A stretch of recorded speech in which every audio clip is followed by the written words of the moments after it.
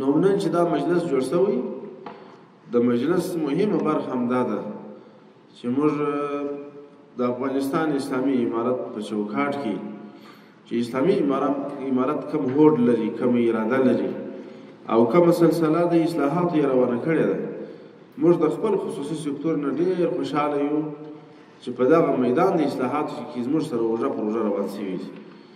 هغه مفاسد او مشکلات چې د تیرو خلکو دا پاته وه، الحمدلله لکه څنګه چې نظام اراده ورته کړې ده، زموږ قدرمنو د خصوصي سکتور د تحصیلي نهادونو قدرمنو مسؤلینو هم په دې کې کامله همکاري کړې ده، اصلاحات یې راوستلي دي. نو موږ یې قدرداني وایو، شکریه ادا کوو، الله پاک د ټولو څخه راضي شي. او دا یو مهمه سلسله هم ده.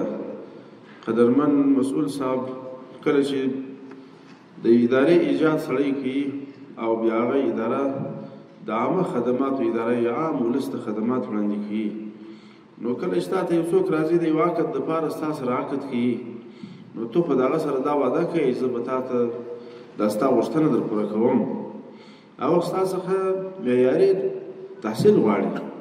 نو چې کله چې پوهنتون د استاذ په لحاظ، د نصاب په لحاظ، د زیربنا په لحاظ چې عادت دي په شرایطو کې لیکلي دي، هغه ټول شرایطو باندې برابر وي، نو د دغه مسلمان سره چې کومه معاهده وکړه، په دغه معاهده کې نو بیا غدر نه راغلی، الله پاک هم در سره راضي دی، د مسلمان دې غاړې نه سوی بندي.